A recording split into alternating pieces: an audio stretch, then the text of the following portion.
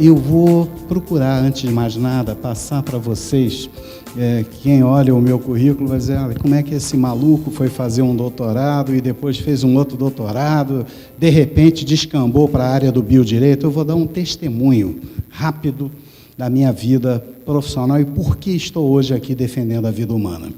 Eu sempre fui advogado, né, desde 1983, quando me formei no Rio de Janeiro, e atuei na área do direito privado, fiz um mestrado, um doutorado e fui professor universitário, sou professor universitário até hoje, e a vida inteira com direito civil, direito privado, nunca na vida me meti com biodireito, nunca estudei nada sobre isso, até um belo dia que eu estava dando aula na Faculdade de Direito da Universidade Católica de Brasília, quando notei que uma aluna estava chorando e notei que ela estava grávida, né, com uma imensa barriga, chorando e passando mal no meio da aula. Parei a aula, ninguém consegue dar aula com uma mulher grávida chorando, e perguntei, minha filha, você está passando bem? Houve alguma coisa? O que você tem?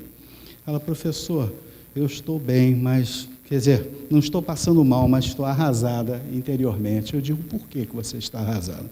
Porque eu descobri que eu estou grávida de uma criança com anencefalia. E o professor de Direito Penal disse que autoriza o aborto, que assina um documento dizendo que eu posso sair daqui direto para fazer o aborto, porque anencefalo não é gente, não é ser humano, e então eu vou me libertar dessa escravidão dessa criança no meu útero. Aí eu acabei com a aula, tá? E naquele momento é como se eu tivesse sido atingido por um raio, até um depoimento verdadeiro da minha parte. Fui atingido como um raio e daí para frente resolvi, tive uma grande vontade de estudar esses temas e me aprofundar e acabei fazendo esse doutorado que concluí agora em Portugal, só falta defender, e justamente a minha tese é sobre a questão da interrupção seletiva da vida intrauterina do feto microcefálico, a questão do Zika vírus, né? Se Deus quiser, essas orações de todos, em julho do ano que vem estarei defendendo. E, carioca, fui morar em Brasília, desde 1990, e passei a atuar em tribunais superiores, e passei a conviver com os ministros da Suprema Corte, passei a conviver com tudo aquilo, né? E passei a começar a entender o funcionamento, daria para escrever um livro das histórias dos bastidores dos tribunais. Então, hoje, eu não sei se eu me considero mais um professor de biodireito interessado na parte acadêmica, ou se eu me considero mais um ativista do direito à vida, um advogado que luta e que me considero, tá, em meio a uma guerra. Tá? E gostei demais da palestra do professor Sandro, e ao tempo todo, quando o professor dizia, só me vinha à cabeça a primeira obra que eu li quando eu me converti à causa da vida como jurista. A primeira obra que eu li e que tocou meu coração e que mais me levou a esse estudo, essa fixação por estudar o tema e por enfrentar essa luta desigual, foi um livro denominado A Guerra contra os Fracos. Esse livro de um jornalista estadunidense chamado Edwin Black, preto em inglês, né? Esse é um livro muito interessante, essa obra tem em inglês, tem em português, muito interessante, que ele conta a história da eugenia nos Estados Unidos da América do Norte. E eu, que como leigo, sempre achei que o pai da eugenia era Adolf Hitler, sempre achei que o Hitler era o grande homem responsável pela eugenia, pelo grande mal do mundo, ele que foi o criador de tudo. Depois que eu li esse livro, o livro tem tanta base científica, para vocês terem uma ideia, que tem carta de próprio punho do Adolf Hitler, que foi periciada, fizeram perícia para ver se a letra era do Hitler, e ficou provado que era, então não é mentira, né? O próprio Hitler agradecia aos eugenistas, né, norte-americanos por tudo que ele aprendeu e dizia, se um dia eu chegar ao poder, se um dia eu tiver poder, alguma coisa, eu vou seguir fielmente todos esses ensinamentos que eu estou aprendendo com vocês de seleção racial. Então, tudo, quando eu entrei no movimento de defesa da vida, há muitos anos atrás, com esse livro, tudo que eu li naquele livro e toda essa influência do poder vindo dos Estados Unidos da América do Norte, toda essa política de cultura da morte iniciada lá, que chega hoje, eu passei a estudar com atenção e passei a observar que essa guerra contra os fracos atingiu proporções internacionais através da própria ONU, atingiu todos os países da América Latina, passei a pesquisar a jurisprudência da Colômbia, de outros países da América Latina, e passei a observar que a estratégia é sempre a mesma: ingressam nos tribunais, nas cortes, nos tribunais superiores, para obter, via Supremo Tribunal Federal, a legalização do aborto. Eu li a petição inicial da Colômbia, eu fiquei assim, não acredito, só mudou o idioma, né? A mesma técnica, a mesma retórica que o professor colocou. Então, todo esse cenário é tudo orquestrado, é um estudo feito, uma política internacionalista de cultura da morte, preparada, orquestrada tecnicamente e aplicada no nosso país. Então, toda essa reflexão que o professor falou, 100% verdadeira, ratifico em totum. Acabei ingressando no Movimento de Defesa da Vida. Minha primeira atuação foi na DPF 54, atuando como advogado, ingressei com pedido de amicus curiae, estive no julgamento, vou até contar aqui para os irmãos paraenses um fato inusitado, não sei se muitos sabem disso, até os juristas talvez não sabem. Eu estava presente no julgamento, primeiro o ministro Marco Aurélio deu aquela decisão inaudita alterar, autorizando o aborto em todo o território nacional, aquela coisa toda. Depois o plenário se reuniu e derrubou a decisão do ministro. Nesse dia, o ministro Marco Aurélio teve um ataque de nervos com o ministro Joaquim Barbosa, os dois quase chegaram à lesão corporal de natureza grave, um tentou agredir fisicamente, a Rede Globo filmando, saiu tudo isso que eu estou contando, saiu na TV Globo e na TV, aquela TV Justiça, né? TV Justiça, né? E quando acabou o ministro Eros Grau, vamos parar com isso, essa é a maior corte do país, pelo amor de Deus, não façam isso, está todo mundo vendo na televisão, vamos votar. Como vota Vossa Excelência? Como vota? Aí começou a votação. Quando acabou a votação, nós que havíamos passado o dia anterior visitando gabinete por gabinete, despachando com um por um dos ministros, eu já sabia mais ou menos, eu tinha um papelzinho com a minha contabilidade, né, de quem ia votar, quem não ia, eu tinha mais ou menos na cabeça, discutindo com os colegas. Quando acabou tudo, o ministro Joaquim Barbosa votou contra o aborto, a favor da vida, ele que tinha me dito no dia anterior que ia votar a favor do aborto, devido à briga com o ministro Marco Aurélio. Aí eu não podia deixar de aproveitar. Quando acabou tudo, eu me levantei, fui agradecer um por um e fui no ministro Joaquim.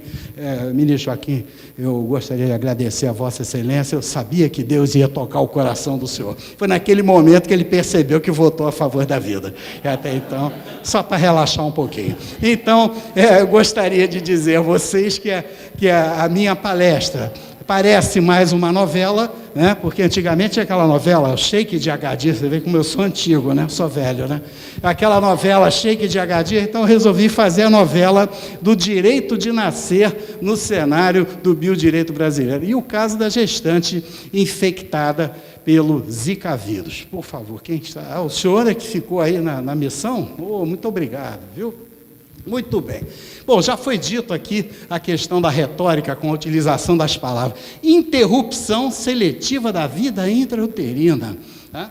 Bom, esse microfone aqui, imagino eu, se eu mexer aqui, interrompe, né? Do verbo interromper. Só que se eu mexer de novo, ele volta, né?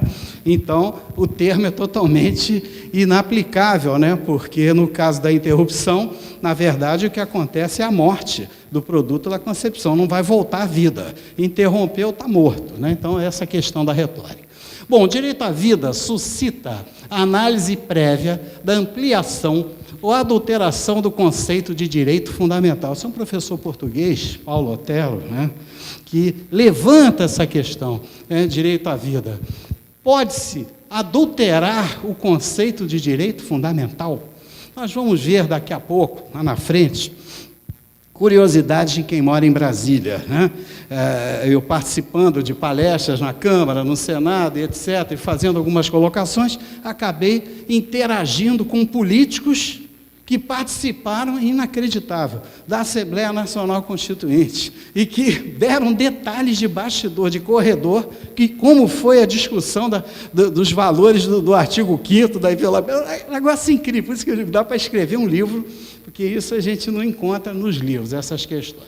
Então, o direito à interrupção da vida intrauterina em mulheres infectadas por Zika vírus pode ser considerado um direito fundamental? Alguns ministros têm dado entrevistas aí, dizendo que o direito de liberdade da mulher se sobressai ao direito da inviolabilidade do direito à vida, questionando a inviolabilidade, o artigo 5º, a cláusula pétrea, levando a esse raciocínio reducionista e etc., se prevalece ou não, se há uma norma constitucional dizendo isso. Agora, recentemente, o ministro Luiz Roberto Barroso declarou, né, nesse voto aí dele no habeas corpus, que a matéria que a vida começa, que o professor colocou na Constituição, é matéria infraconstitucional. O próprio PSOL, né, o partido que entrou agora, o partido político, que ingressou com a DPF 442, né, pedindo a liberação do aborto e tal, estabelecendo aquelas semanas, também coloca isso. A advogada Luciana Genro, né, ela declarou isso na revista, eu leio aquelas revistas Carta Capital só para pegar a informação. Aí eu li a revista Carta Capital, né, e ela dizia isso, não, porque isso é uma matéria infraconstitucional, né, o direito à vida, no Pacto de São José da Costa Rica dizem isso, mas a Constituição não diz que a vida começa com a concepção. Por isso, né, o ministro Luiz Roberto Barroso tem esse posicionamento, e etc, etc. Então, essa questão do Zika vírus, que é a DI 5581, em apertadíssima síntese, simplificando a coisa, toda mulher, basta provar que está grávida, mas o exame está grávida, tá? Tem Zika vírus?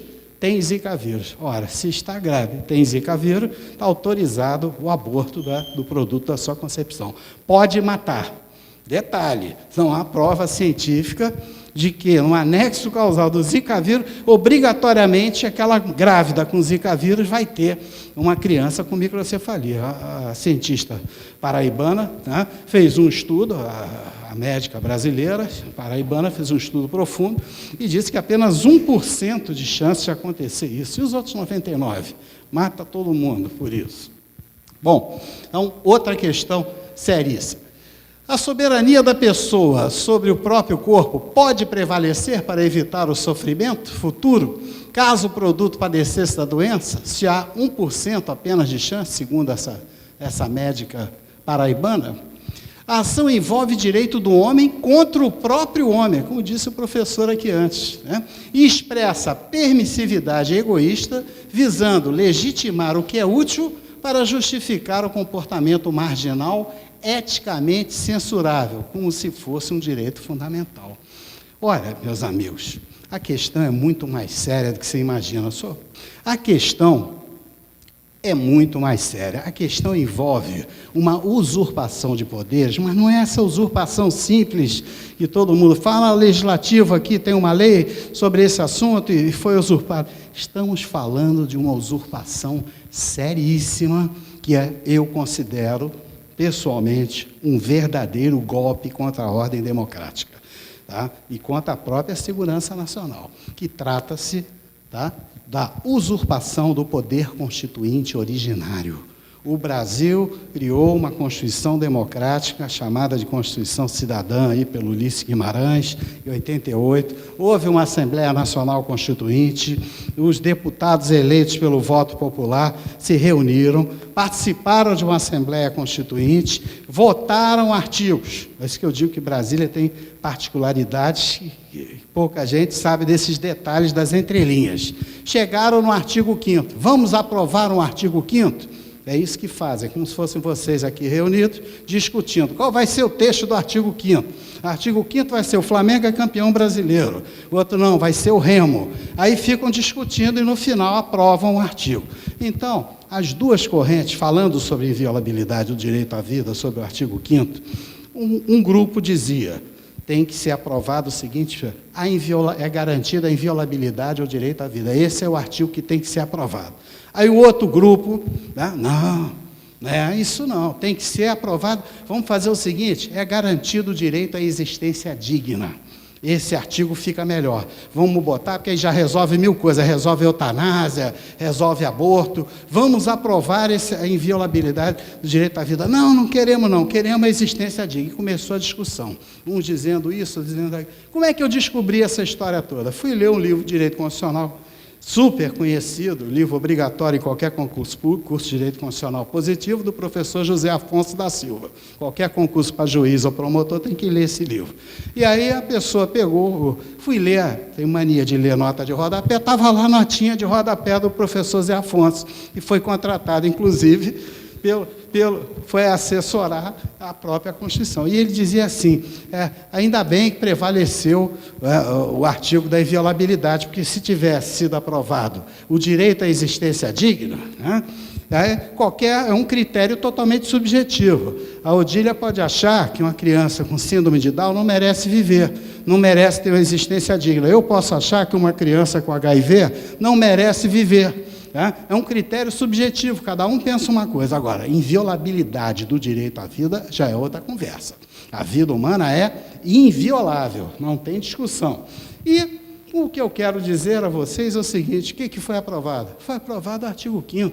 Quando era o momento oportuno de se discutir qual é o artigo 5º da Constituição? É hoje? Agora? Não. Foi lá em 1988.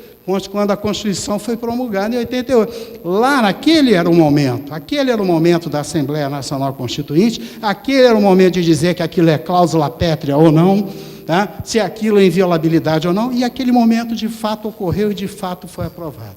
Vejam vocês agora, quantos anos depois, sou péssimo em matemática, mas só fazer a conta, de 88, quando a Constituição entrou em vigor, 5 de outubro de 88, até o dia que foi distribuída a DPF 54 dos anencéfalos. Quantos anos se passaram, se não me engano, 2002, eu já não me lembro mais, né? Quantos anos se passaram? 20 anos, sei lá quantos anos? Tantos anos depois que a matéria já foi discutida e resolvida, porque todo o poder emana do povo e em seu nome é exercido. O povo brasileiro elegeu os deputados constituintes e fizeram a Constituição. Tantos anos depois, resolvem discutir direito à existência digna no Supremo Tribunal Federal por 11 ministros para dizer se anencéfalo merece viver ou se anencéfalo merece morrer. O que é isso? Existência digna? É digna a existência de anencéfalo? E aí começa o festival de baboseiras, como viu o professor colocou, né? O poema da morbidez, o poema da morte, o poeta da morte, poeta da morbidez. E aí começou, né, essa política, já começou com a petição inicial. O poeta só finalizou, o poeta só fechou a tampa do caixão, porque a petição inicial da DPF 54, redigida por um advogado que posteriormente se tornou ministro da Suprema Corte, Dr. Luiz Roberto Barroso, a petição dele se baseava numa doutrina de uma antropóloga que lidera um instituto que promove a cultura da morte no país, né, dizendo que anencéfalo não é ser humano, é um sub-humano fadado ao fracasso. Palavras textuais da petição inicial. Está escrito isso, é um sub-humano fadado ao fracasso, não é um ser humano. Ou seja, quer fazer que nós creamos, acreditemos que da relação sexual de um homem com uma mulher não nasce um ser humano, nasce um sub-humano. Tá? Da relação sexual, da fusão do gameta masculino com o gameta feminino, a partir daí não nasce um ser humano, de acordo com a petição inicial da DPF. Eu já perguntei para 10 alunos meus de graduação, 10, ninguém sabia. O professor não sabia disso, não. Será? Falei, peraí, vamos tirar a cópia da petição inicial, vocês estão achando que eu estou de brincadeira? Eu estou exagerando, está dizendo isso na petição inicial. Bom, então, nós passamos a fazer reflexões jurídicas da história do constitucionalismo, de Hesse, de La Salle, sobre força normativa da Constituição, se a Constituição possui sua eficácia, sua autodeterminação, ou se ela é fruto de constelações e grupos de poder, né? Se essa Constituição está sujeita a modificações de acordo com a vontade política. Se estivéssemos, né, com a Constituição dependendo da vontade política, do poder momentâneo, estamos em péssimos lençóis. Porque o próprio sistema constitucional brasileiro, que elege os ministros, a forma de escolha dos ministros é muito grave, porque o partido político que se perpetua no poder, como foi o caso do Brasil, um partido político recentemente foi retirado à força por impeachment, mas ficou muito tempo no poder. E esse muito tempo significa muitos ministros do Supremo Tribunal Federal foram colocados por vontade política.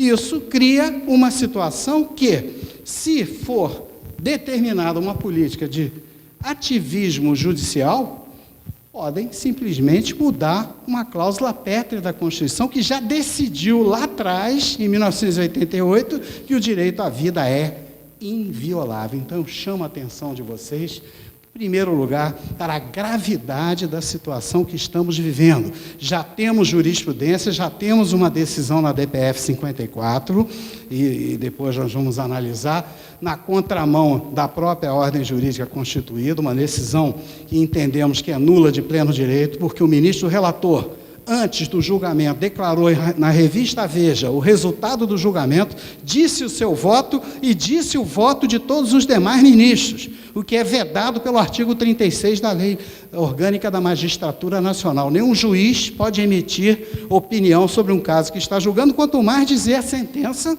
disse o resultado da sentença e disse o voto. Foi feita uma representação no Ministério Público, que é o custos legis, é o fiscal da lei, foi feita uma representação por 10 deputados federais, dizendo que ele tinha que ser afastado da relatoria, que o julgamento não podia acontecer, engavetaram, e o julgamento não aconteceu. Poucas pessoas sabem, né, poucos juristas e professores no Brasil sabem que isso ocorreu, e a imprensa nunca noticiou.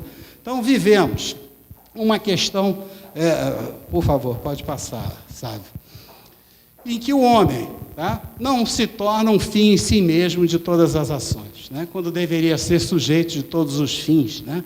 Nós deveríamos ter leis para proteger o homem e não para destruir o ser humano. O homem é um ser criado por causa de si mesmo, não é destinado para servir de mera utilidade aos outros. Ele é um fim para si mesmo. O homem surge como fundamento e fim da sociedade e do Estado. O desvalor do humano está na origem histórica do totalitarismo, como disse o colega aqui há um tempo atrás. Agora, vejam só, toda essa discussão de civilização, de humanidade, se devemos acabar com o ser humano, se devemos relativizar a vida de doentes, se devemos combater a doença matando o doente, que foi isso que fizeram, a anencefalia é uma doença. Tá? Num debate com o professor Luiz Roberto Barroso, eu perguntei: o senhor sabia que no Chile houve uma política pública de colocar ácido fólico na comida, no pão, tá? E as mulheres comiam pão com ácido fólico, e houve uma imensa diminuição da taxa de anencefalia, que a OPAS, a Organização Pan-Americana de Saúde, provou cientificamente que a ausência de ácido fólico, né, aumenta os casos. Isso é política pública de saúde. Está com anencefalia? Tá, então dá ácido fólico, não vai ter mais, não é matar o doente. Tá? Tudo isso, toda essa discussão científica não foi permitida na DPF 54 pelo Supremo Tribunal Federal Brasileiro. Por quê? Porque a própria natureza jurídica da ação de ADPF não permite contraditório, tá? Complicou a coisa, e além disso, o ministro relator não aderiu à jurisprudência dominante que permite o ingresso de alguém como amicus curiae, tá? De acordo com a jurisprudência do ministro Celso de Mello, decano no tribunal, não houve a pluralização do debate necessária, com prova científica como essa que nós falamos. Por exemplo, foi dito pelo poeta na sentença que o anencéfalo não é ser humano, não tem vida potencial. Pois é, uma pessoa ou duas. Não teve um laudo técnico-científico dizendo isso. Nós peticionamos e juntamos aos autos um laudo do Comitê de Bioética da Itália, composto por mais de 12 cientistas, especialistas em diversas áreas da medicina, que atestam que o anencéfalo é, sim, um ser humano doente, tá? Que tem uma expectativa de vida baixa, tá? Mas é um ser humano doente que vive algum tempo. Em alguns casos, como o filme, será que vai passar, Sávio? O filme que nós vamos passar depois vai demonstrar que uma menina viveu aqui no Brasil mais de um ano com anencefalia. Tá? Esse filme foi juntado também no processo e não deixaram o filme passar. E foram indeferidos todos os pedidos de amicus curiae, de amigos da Corte, no Supremo Tribunal Federal, para que pudessem tentar produzir alguma prova. Então, a situação é realmente muito complicada. Pode passar, Sávio. Dignidade humana e produto da concepção. Se o produto da concepção fosse apenas uma parte do organismo materno, o aborto permaneceria na área privada da conformação da vida. Porém, a ciência já demonstrou o contrário. Isso é o basilar, é manual. Eu conversei com a professora Elizabeth Kippen, foi citada hoje aqui, com outras médicas, né? Olha, é o básico. Fusão do gameta masculino com gameta feminino, surge um novo ser, um novo código genético. Um segundo depois, você tem um DNA XYZ. Ela até brincou comigo, é que nem lata de cerveja no supermercado, você passa naquele código e fala, pip, aí aparece o preço do produto. Daqui a 90 anos, você pega um fio de cabelo daquele XYZ, arranca o fio, mete no microscópio eletrônico, vai dar o mesmo XYZ que deu o mesmo código genético um segundo depois da relação sexual. Ou seja, se interromper aquele fluxo normal de vida a partir da relação sexual, está matando o produto da concepção. Naturalmente, não vai nascer. Tá? Então, a vida começa com a concepção, aquele código genético, a partir do desenvolvimento daquela vida, se não for uma causa natural, alguém estaria matando aquela vida. E o direito, como o direito brasileiro, como disse o professor, Pacto de São José da Costa Rica, garante a vida humana desde a concepção, e a Constituição recepcionou, tá? Não é inconstitucional esse dispositivo do artigo 4º do Código de São José da Costa Rica, porque a vida humana é inviolável, e a vida humana começa com a concepção. Tá? E a questão de ser digno ou não anencéfalo, porque ele é feio, porque ele tem a cabeça, quem nunca viu vai ver hoje, é que nem a história do bacalhau, nunca vi cabeça de bacalhau. Todo mundo ouviu falar de anencefalia, eu convivi com essa criança,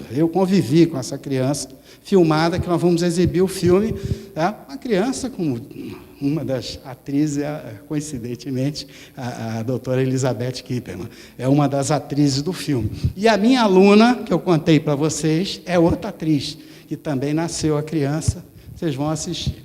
Bom, como nós vimos então, nascitura é um ser humano independente e está, sim, sob a proteção constitucional. O aborto passa a ter uma dimensão de ofensa a bem jurídico. Muito bem, vejam outra curiosidade e coincidência. Eu estava na Câmara dos Deputados dando uma palestra com os deputados sobre esse tema. E comecei a falar, professor José Afonso da Silva falava isso, e porque foi melhor, direito à existência digna. Quando acabei de falar tudo isso, um cidadão levantou o braço e falou, doutor, qual o seu nome mesmo? Quando o cara perguntou, qual é o meu nome? Eu digo, vai me atacar, né? Eu disse, eu sou o professor Zé Miranda. Por quê? O senhor não precisa ficar aí citando o professor de São Paulo, não, professor de Direito Constitucional, não, porque tudo isso que o senhor está falando aí bateu no peito, eu assisti, eu estava presente, porque eu fui deputado constituinte. Aí, quando ele falou isso, eu digo, deputado, muito obrigado. Eu, agora que tudo isso aqui está sendo filmado na Câmara, né, eu tenho como provar tudo que eu venho falando nas minhas palestras, que eu só tenho o Zé Afonso da Silva e mais ninguém. Eu só consigo dizer que o que eu falei é verdade, porque o Zé Afonso fala isso no livro dele. Agora, Vossa Excelência está me dizendo que o senhor é deputado, e foi deputado constituinte, aí eu provoquei. Aí ele pegou e disse assim, doutor, tudo isso nós discutimos, né? Se nós somos humanos ou somos animais, se temos o direito de zelar pela civilização, porque hoje estão matando o anencéfalo, amanhã vamos matar o síndrome de Down, depois da manhã, tudo isso, doutor, isso está gravado nos anais da Câmara, e ele disse isso tudo, aí isso ratifica mais ainda a nossa tese. Ora, se os deputados, se o poder constituinte originário, né, 3 poderes harmônicos, quem tinha que fazer a Constituição, quem tinha competência para fazer, discutiu muito essa questão, muito, porque senão eles não iam aprovar a inviolabilidade do direito à vida, eles iam aprovar, né, a questão da existência digna. Então, a matéria foi totalmente discutida no Brasil, virou Constituição, não virou lei não, virou Constituição, e hoje querem rasgar a Constituição. Começou com a DPF 54, agora a ADI 5581. A ADI 5581, eu vou falar daqui a pouco, de outro fato que poucos devem saber, gravíssimo, que a imprensa não noticia nada. Então, nós temos que dizer aqui nas palestras o que acontece. Pode passar, por favor. Bom, a ciência afasta, no caso da grávida de Zika vírus, qualquer risco de morte para a mãe ou para a criança, sendo incabível o aborto para salvar. Aí a cientista brasileira da Paraíba, Adriana Mello, descobriu a relação do Zika vírus com a microcefalia e afirmou que apenas 1% das mulheres terá criança com microcefalia e 99% serão normais e querem matar. A petição inicial diz isso. É mulher? É. Está grávida? Está grávida. Tem Zika vírus? Tem, então pode matar. Isso é o que diz a petição inicial. Agora eu vou contar uma, professor, o senhor vai gostar dessa, né? Vou contar uma de Brasília, mas uma, não é fofoca, né? É uma realidade, um fato jurídico. Um fato jurídico de Brasília. Uma outra palestra que eu fui proferir, né? Fui convidado sobre Zika vírus, também na Câmara dos Deputados. Entrei lá e tal. A palestra, os debatedores eram eu, o doutor Janot, do Ministério Público, né? O presidente da ANADEP, Associação Nacional dos Defensores Públicos, que ingressou com essa ação do Zika vírus para autorizar o aborto, tá? ANADEP, Associação Nacional dos Defensores Públicos Federais. E a professora Lenise Garcia. Eram os debatedores. Eu, a Lenise, o chefe do Ministério Público, Rodrigo Janot, e esse cidadão. E o deputado presidindo a mesa, deputado Flavinho. Deputado Flavinho presidindo a mesa. Não sei partido, eu sou péssimo para gravar. E aí o deputado, doutor Janot não veio, porque o doutor Janot chegou ontem da China, e a viagem da China, no lugar dele vem a procuradora fulana de tal, uma senhora. Eu digo, muito prazer, que bom, o Ministério Público está representado por um promotor, uma procuradora federal, tá, muito bem. Doutor Miranda está aqui, eu digo, sou eu. Doutora Lenice está ali, é ela, né? E cadê agora o presidente da ANADEP, né? Doutor Joaquim, se eu não me engano. Cadê o Joaquim? Aí alguém foi lá, cochichou no ouvido do deputado, o deputado falou, olha, o deputado, acabei de saber que o senhor Joaquim não vem. Isto é um absurdo. Isso tudo que eu estou falando foi filmado e gravado, tá, gente? Só estou contando de uma maneira engraçada. Mas foi filmado e gravado. Aí ele disse assim, mas cadê o deputado? O camarada entra com uma ação para autorizar o aborto de qualquer mulher grávida que tenha Zika vírus. Nós somos uma comissão de direitos humanos aqui da Câmara, convidamos o defensor público, é um jurista, para ser defensor público tem que passar no concurso, tem que estudar, é um jurista para debater aqui. Cadê o jurista? Fugiu, não vem debater? Isso é um absurdo. Aí um outro deputado se levanta e disse assim, é um absurdo, e o senhor não sabe qual é o maior absurdo. Ele declarou que foi enganado, foi induzido a erro pela ANIS.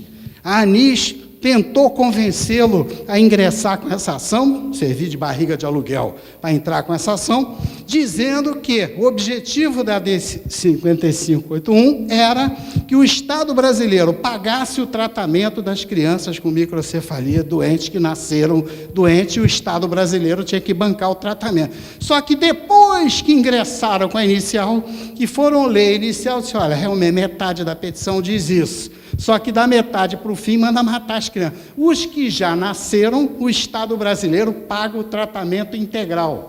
Os que ainda não nasceram, o Estado brasileiro mata. Essa é a petição inicial. Quem quiser entrar é mais fácil, é só entrar no site do STF, que é a petição eletrônica, está lá, leiam com atenção a petição inicial. E foi isso que a ANADEP fez. E aí o pau quebrou na audiência, a gente nada de começar nossas palestras, porque ficavam brigando lá os deputados, um com o outro, e um falando. Aí um disse, acho que era Diego Garcia, lá no Paraná, os defensores do Paraná não autorizaram essa ação. Lá não sei aonde, passado um tempo, aí fizemos as palestras, debate, ninguém entrou nessa confusão, não era nossa, né? Só assistindo essa baixaria. Voltamos. Uma semana depois recebi uma ligação do defensor público de Brasília, presidente da Associação dos Defensores. O senhor é doutor Miranda? Eu digo, sou eu, sim, senhor. Por quê? Um pouco mais gordo e tal, ele disse, mas sou eu. Ele disse, não, eu quero lhe dizer que eu fiquei sabendo, nós não autorizamos essa ação, nós, defensores públicos aqui de Brasília, nunca autorizamos. E houve um vício de representação. Resumindo, a Associação dos Defensores Públicos do Distrito Federal ingressou na 2ª Vara Fato Jurídico, ingressou na 2ª Vara Civil de Brasília uma ação anulatória da Assembleia da ata que autorizou a propositura da ação. Tá? Fazendo um trocadilho, né? Já nasceu morta a ação pelo binômio necessidade, adequação e legitimidade, né? Então, um juiz da Vara Civil de Brasília pode dar uma sentença dizendo que a ação da ADI 5581, que entraram para liberar o aborto, é nula de pleno direito, porque os defensores não foram convocados, não tiveram a oportunidade de dizer se interessava ou não a eles entrar com ação para matar crianças, né? E eles disseram, aqui em Brasília os defensores não gostam de matar criança, não. O defensor daqui gosta de defender criança, ainda mais criança doente. Tá? Por favor, passa outra. Então, um fato que eu estou relatando aqui, que alguém já sabia, levanta o braço. Quem sabia disso? Ninguém. Né? Vamos embora. Não sai uma linha na imprensa, ninguém sabe. Bom, dignidade. Bom, eu vou pular isso aí que nós já falamos, por favor, passa. Bom, ADI 5581. Encerra em seu contexto a obtenção de uma análise valorativa de 11 ministros não eleitos pelo povo e premidos por indicações políticas sobre possível sofrimento da gestante quanto ao fato da mesma ser obrigada a fazer o aborto. Muito bem. Pode passar também Bom, o que nós destacamos aqui com a ADI 5581? Já falamos sobre a DPF 54, que a petição inicial diz que o anencéfalo não é ser humano, é um sub-humano fadado ao fracasso. E que o voto do ministro, que o colega meu antecessor colocou na tela, faz um poema mórbido, dizendo que vai escrever o nome na lápide, etc, etc, etc. Isso tem um viés o quê? Eugênico, eugenia, seleção racial. A mesma coisa estamos vendo na ADI 5581. E o interessante, a profecia do maldita, é a seguinte: o tal texto escrito pela professora Débora Diniz, que auxiliou o Dr. Luiz Roberto Barroso na elaboração da petição inicial, no texto dela, quando ela que diz que o anencéfalo não é ser humano, é um sub-humano fadado ao fracasso, no texto ela diz, a anencefalia é um dos casos de sub-humano. Não diz que é só a anencefalia que é sub-humano, não. É um dos casos de sub-humano, a anencefalia, ou seja, haverão outros. Isso depois da ação. Então, um já apareceu agora. Vocês estão entendendo? Historicamente, a DPF foi lá atrás. DPF 54 foi alguns anos atrás. Estamos falando agora do dia de hoje. A ADI, quer dizer, já inventaram outro sub-humano, fadado ao fracasso. Esse outro é o microcéfalo. É profecia, está escrito, o que eu estou falando aqui, meus amigos, está escrito na petição inicial, é só tirar e mandar ler a petição inicial. Se eu não me engano, eu trouxe aí numa das lâminas o texto, tá? Pode passar, por favor. Já falamos sobre isso. Bom, achei o texto do Zé Afonso aqui. Ele fala, melhor seria que autorizar a eliminação de alguém portador de deficiência, de tal modo que se viesse a concluir que não teria uma existência humana digna. Então, essa discussão que o professor Zé Afonso levantou no livro dele, eu já tenho o testemunho de um deputado constituinte dizendo que é verdade, ainda me contou com riqueza de detalhe. Essa informação aí é fraca com relação ao que o deputado constituinte falou. Pode passar, por favor. Bom, ainda a discussão. Submeter ao Supremo debate sobre matéria discutida exaustivamente no Poder Constituinte originário, com o risco de deliberação contrária à cláusula pétrea, é um fato gravíssimo e é usurpação do Legislativo e ofensa ao princípio da separação. Importa também em perda da credibilidade do Supremo Tribunal Federal por total parcialidade e desrespeito à Constituição, que deveria, pelo menos, ser protegida para servir os interesses. Então, nós tivemos uma DPF 54, em que o ministro relator declara o resultado do julgamento bem antes do dia do julgamento, diz o voto dele, diz o voto dos outros, nada acontece, é feita uma representação ao Ministério Público Federal, que tem o dever constitucional de zelar pela manutenção da ordem jurídica, ele é fiscal da lei, ele é custos legis, nada acontece, tá? A petição inicial tem um viés totalmente eugênico e a própria fundamentação de um dos ministros trazido hoje aqui também um viés eugênico. Logo depois aparece a ADI 5581 com o mesmo propósito eugenista, com o mesmo propósito de dar continuidade a essa política, construindo no Brasil hoje uma jurisprudência, tá, eugênica, de eugenia. Isso é lamentável. Pode passar, por favor. A ideia de direitos humanos exprime a vontade de colocar o ser humano no centro do direito do Estado e da sociedade geral. O professor estava falando aqui, eu estava me lembrando, eu tive a grata alegria de conhecer um professor belga, Michel Scunha, da Universidade de Louvain, na Bélgica. Ele fala muito bem português, já morou no Brasil, e ele fez um estudo muito interessante sobre direitos humanos, dizendo, desde logo depois da Segunda Guerra Mundial, o papel da ONU, como começou esse papel da ONU, esse papel dos direitos humanos como centro de proteção ao ser humano, depois daquelas atrocidades do Terceiro Reich, depois de tudo que o Hitler fez, e o papel dos direitos humanos é o ser humano no centro do direito. E ele foi demonstrando que, aos poucos, isso foi acabando, como disse o professor anteriormente. Aos poucos, isso foi mudando, foi mudando, foi mudando. Hoje, até prometi ao Sávio, viu, Sávio? Não esqueci, não. Hoje, fiz uma pesquisa, tem um material da ONU, de atuação da ONU, tá? Em defesa do aborto em todo o planeta. A ONU entrando nos ordenamentos jurídicos, aconselhando os Estados, inclusive o presidente Lula aderiu a várias reivindicações, eu tenho esse material, da própria ONU, tá? Para desenvolver políticas públicas do aborto. Isso desde lá de trás, desde a época do relatório Kissinger, na década de 70, quando o governo dos Estados Unidos da América do Norte determinou a todas as embaixadas dos Estados Unidos no mundo, principalmente nos países da América Latina, no Brasil, uma política pública de controle de população, e essa política pública de controle habitacional compreendia o aborto. Tá? E o nosso senador Pedro Simon, que se aposentou já do Rio Grande do Sul, conseguiu o texto integral, que era secreto, top secret, né, do governo dos Estados Unidos, presidente dos Estados Unidos, mandando para o secretário de Estado, e o secretário mandava para o embaixador dos Estados Unidos no Brasil. O Pedro Simon conseguiu isso, o texto original em inglês, traduziu e tem disponível aí para quem quiser ver o que eu estou dizendo. Não é teoria da conspiração, não, é fato. É o fato que linka e que prova a política pública internacionalista dos Estados Unidos de promover o aborto na América Latina e no Brasil. Tá? Muito bem.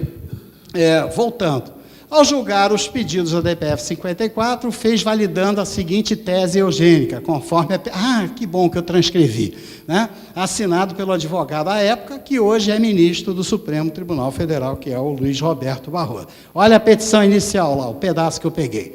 A anencefalia sustenta seu reinado dentre as patologias por seu caráter clínico extremo, a ausência dos hemisférios cerebrais. Mas esta, no meu entender, não é a razão suficiente para fazer dos fetos portadores de anencefalia a metáfora do movimento em prol da legitimação do aborto seletivo. A ausência dos hemisférios cerebrais, ou no linguajar comum, é a ausência de cérebro, torna o feto anencefalo a representação do sub-humano por excelência. Os sub-humanos são aqueles que, segundo o sentido dicionarizado do termo, se encontram aquém do nível humano, ou como prefere Jacquard, né? Aqueles não aptos a compartilharem da humanitude. Quer dizer, uma criança doente, portadora de uma doença, não é apta, não pode compartilhar da humanitude, a cultura dos seres humanos. Ou seja, o ser humano só pode viver se participar da vida cultural, senão ele não merece viver. É o que está escrito ali, gente. Estou lendo o que eu tirei da petição inicial. Os fetos anencéfalos são assim, alguns, prestem bem atenção na última frase, alguns dentre os sub-humanos. Alguns, não são os únicos sub-humanos, não, gente. Espera aí. Não é só anencéfalo que é sub-humano, não. Quem são os outros? Já descobri um agora. Descobri o microcéfalo, acabei de falar, né? E a outra ação diz que o microcéfalo é sub-humano. É assim, estão entendendo? Com isso tudo é orquestrado, isso tudo é trabalhado, isso é a guerra contra os fracos, que o professor colocou. Tá? Eu me considero em guerra, como advogado atuante nesse caso. Tá? Isso é uma guerra contra a ordem jurídica, contra o povo brasileiro, tá? Contra o poder do povo, porque todo o poder emana do povo e em seu nome é exercido. Foi o povo que fez a Constituição, ela está sendo rasgada. Tá? Ninguém toma nenhuma atitude. Então, a situação é gravíssima.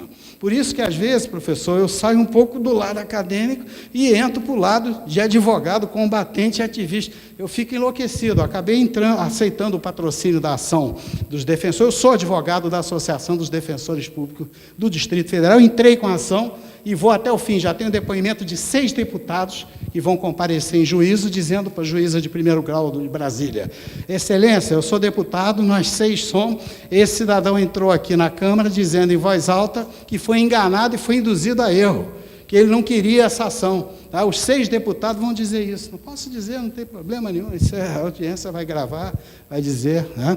Vejam que absurdo que nós chegamos, utilizando instituições de barriga de aluguel. Bom, então, está aí, ó, a petição inicial da DPF 54 já denunciou a estratégia. Né? E quem assinou a inicial foi premiado, hoje é ministro. Antes era advogado, agora é ministro. Por favor, pode mudar o texto. A eugenia, nós sabemos, não se compatibiliza com o sistema constitucional brasileiro. Tá? A vontade popular, que garantiu a inviolabilidade da vida, garantiu também, né, o artigo 3º, promover o bem de todos, sem preconceito de origem, raça, cor, idade e quaisquer outras formas de discriminação. Então, discriminar o microcéfalo, por que o microcéfalo vivo vale mais do que o microcéfalo na barriga da mãe? Não é estranho isso? Petição inicial, o que nasceu, o Estado brasileiro tem obrigação. O Estado não tomou conta, segundo ele, o mosquito mordeu a mãe teve, a criança é microcéfalo porque o mosquito mordeu, e a culpa de quem é que o mosquito mordeu? Foi o Estado que não botou o fumacê, então, por isso, o Estado está na petição, tem que pagar o tratamento da criança que nasceu. Então, nasceu um salário mínimo, como se o salário mínimo fosse fazer o tratamento maravilhoso. Não nasceu, então não. Se não nasceu, mata. Se não nasceu, não vai nascer nunca mais. Não nasceu até hoje. Agora, com a decisão que nós, 11 ministros soberanos, dissemos, a partir de agora não nasce nunca mais. Se não nasceu, o que nasceu, paga. O que não nasceu, vejam o tratamento da mesma doença, se nasceu é protegido, se não nasceu não vai nascer mais, está morto. Estariam sepultados artigos 208, 227 da Constituição, relativos à proteção de pessoas com deficiência. Eu estive agora há pouco tempo na Comissão de Deficientes Físicos da Câmara, participando de um debate com a deputada Rosinha do PSOL, que é a presidente da Comissão dos Deficientes Físicos, revoltados, todos revoltados, impressionados com isso.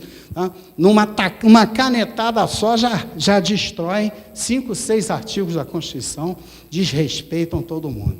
E as pessoas não sabem, falta informação, ninguém nunca parou para entrar no site do Supremo, digitar, clicar, como disse o professor, 2 lâminas, né? Clica 2 lâminas, aparece lá, petição inicial ADI 5581. Tá? Outra coisa que os defensores comentaram, né? A instituição não tem dinheiro, o escritório que fez isso custou uma fortuna. Quem pagou esse escritório, né, advocacia, para assinar essa petição, essa pérola, que não pegou nem a procuração direita, essa confusão aí. Vamos mudar. O próximo. Bom, voltando à eugenia, tinham falando sobre eugenia? Não, né? Bom, a história mundial já demonstrou que a discriminação pode levar ao genocídio, né, e o discrímine está enraizado na sociedade, facilmente denotado no discurso das pessoas. Pelo amor de Deus, eu vou falar isso aqui, é meio desagradável, mas não estou falando mentira. Né? A imprensa caiu em cima da ministra Carmen Lúcia, há 1 ano atrás, há 9 meses atrás, porque ela fez um comentário, fulano parece que é autista, ela fez um comentário desse. Fulano, vocês leram, né? Saiu na revista Veja, saiu no jornal, ela fez fulano parece que... Aí a imprensa foi, vem cá, ministra, autista não é uma coisa depreciativa, a senhora não está falando que autista deprecia, isso aí é um discrímine. Aí ela voltou atrás, não, vocês entenderam mal, vocês leram isso, ouviram? Vocês entenderam mal, não foi bem assim que eu quis falar, quer dizer, está enraizado na cultura até da presidente do Tribunal do Supremo, né? Sem querer se refere a alguém, né, como um autista e etc. Então isso já está enraizado na nossa cultura, né? No Brasil, o Supremo nada disse sobre o anencéfalo figurar como sub-humano e decidiu, né, de forma diferente uma outra questão. Eu fiz questão de separar. Um ser humano, tá, merece morrer, não é um sub-humano. O ser humano é um sub-humano fadado ao fracasso, o anencéfalo pode morrer. Né? O microcéfalo, se está vivo, o Estado tem que pagar o tratamento. Se ainda não viveu, tem que morrer. E o bezerro? E a vaca? E a vaquejada? Está lá a vaquejada. Decisão do ministro Marco Aurélio. Ante os dados empíricos evidenciados pelas pesquisas, tem-se como indiscutível o tratamento cruel dispensado às espécies animais envolvidas. Estou me referindo à farra do boi, tá? Os animais. Inexiste a mínima possibilidade de um boi não sofrer violência física e mental quando submetido a esse tratamento. Quer dizer, o ministro da Suprema Corte está muito preocupado com o sofrimento físico e o sofrimento mental de um boi, que nós sabemos que é o bezerro da vaquejada, né? Que houve essa discussão toda aí da vaquejada. Em matéria de vaquejada, o assunto é esse. Agora, em termos de ser humano, nós vivemos uma outra realidade, um outro foco. Pode passar, por favor. Direito à existência ativa. O TRF também deu uma decisão interessante. Vejam a decisão do TRF, né, sobre o direito à vida de um cão diagnosticado com leishmaniose.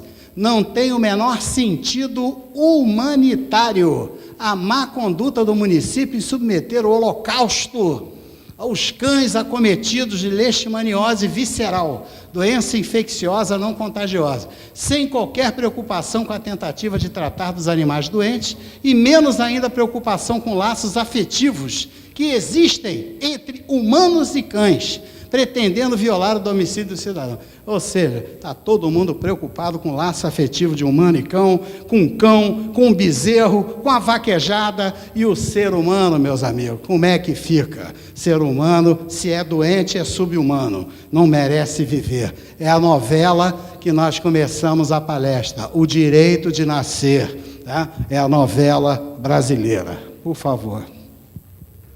Inviolabilidade, direito à vida da mulher grávida de Zika vírus, não comporta a decisão do Supremo. Saiu aí. Né? Voltando. Mais duas aí. Está acabando. Prometo a vocês que vou poupá-los. Conclusão. A ação na DI 5581 não deve prosperar diante do princípio da não discriminação negativa. Devem ser respeitados os direitos fundamentais dos deficientes. Já vimos lá o artigo.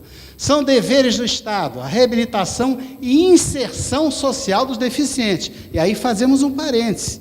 O anencéfalo morre, como todos nós morremos. Eu estava querendo me lembrar, acabei me lembrando. A minha professora orientadora em Portugal adora essa frase do Fernando Pessoa. Todos nós somos cadáveres ambulantes. O poeta português Fernando Pessoa. Todos nós. A única certeza que nós temos é que nós vamos morrer. Alguém aqui tem dúvida se vai morrer? Quem tiver, levanta o braço. Todos nós aqui vamos morrer. Não se sabe quando, né? Pode ser ali na esquina, mas que vamos morrer. Essa questão de medir o tempo da vida, o filme vai mostrar logo em seguida. Então, deve prevalecer o princípio da solidariedade humana. A deficiência insuscetível de governar a própria vida deve ser protegida pelo Estado. Se a criança é doente, se a criança é deficiente, nós vamos combater uma doença matando o doente? Ao contrário, é dever do Estado tratar do doente, cuidar do doente e tentar salvar a sua vida. Bom, os pedidos da inicial, como eu já disse, são contraditórios, pedem providências ao Estado, aos eventuais deficientes já nascidos, já nasceu, paguem o tratamento. E os que ainda não nasceram, aí não deixa nascer não, porque se nascer nós vamos ter que pagar o tratamento, né? Então vai ser o dinheiro, vocês estão entendendo. Só pode ser, isso aí já é conclusão minha, né? O senhor está filmando aí. Mas só pode ser isso, né? A petição inicial está dizendo isso. Não é possível que não haja pluralização do debate com a admissão como amicus curiae de entidade. Continua a mesma novela, né? Tem uma jurisprudência do ministro decano Celso de Mello, clara sobre, no caso da DPF, o cabimento do amicus curiae, a admissibilidade, pluralização do debate. Na DPF 54 isso não aconteceu, não foi admitida a produção de prova, tivesse sido admitida o que tinha de prova científica e de alto nível, que podia ter sido produzida e podia ter mudado o resultado do julgamento, se não fosse um tribunal de exceção, de Amin Dadá, né? E a mesma coisa está acontecendo. Até a presente data, já estivemos lá no gabinete por sinal, coincidentemente, a presidente da Corte, né, a ministra Carmen Lúcia, até o presente momento não admitiu o amicus curiae. E agora temos a 442 também, que está com a Rosa Weber, né, que também até essa semana, se Deus quiser, vamos ingressar com a nossa petição de amicus curiae. Uma coisa é ingressar, porque eu tive essa frustração, também quero dar esse depoimento como advogado de Brasília. Tive a frustração de, não é o tempo de perder tempo, que isso aí é a nossa obrigação, né, buscar salvar a vida humana, mas protocolamos a petição. Tempos depois, a minha secretária disse: doutor Miranda, tem um imenso envelope aí do senhor, está escrito Supremo Tribunal Federal, ministro Marco Aurélio, mandou para o senhor. Ela, na ignorância dela, achou que eu estava sendo processado pelo ministro, alguma coisa. Aí eu fui abrir, sabe o que era? A petição de amicus curiae que eu tinha feito, com toda a documentação, o ministro mandou desentranhar e mandou devolver no meu escritório, mandou entregar, ainda gastar o correio para entregar de volta a petição que eu fiz. Então, é mais ou menos assim. Então, a crítica que eu faço mais uma vez, não é, eu estou falando um fato jurídico, para variar. Não é possível que não haja pluralização do debate com a admissão como amicus curiae de entidades que defendam a vida nos termos da jurisprudência da Corte. E aí, encerramos a nossa exposição, mas no interesse, no intuito de passar para vocês o atual cenário no Supremo Tribunal Federal. Já temos uma ação perdida naquela situação que nós vimos, já temos a ADI do Zika vírus, que até agora não houve amicus curiae deferido de ninguém, já temos uma outra decisão, tá? E temos decisões, por exemplo, do habeas corpus do ministro Luiz Roberto Barroso, decisões dizendo que o início da vida é questão religiosa, são opiniões religiosas e opiniões não científicas que constituem, tecnicamente, verdadeiras excrescências jurídicas. Então, quero agradecer a todos e dizer que, se for possível, nós vamos passar um documentário curta-metragem intitulado O que tem valor não tem preço, que foi apresentado ao ministro Marco Aurélio no Supremo Tribunal Federal. Juntamos um CD, mas nunca foi exibido, nunca foi permitido, porque diziam que o anencefalo não vive mais de 15 minutos. Então, resolvemos produzir esse documentário para provar o contrário, com a opinião de grandes cientistas, né? Aí a professora Elizabeth Kippen, a Lilian Bessa e outros, né? Mas, infelizmente, a prova não foi permitida. Muito obrigado a todos.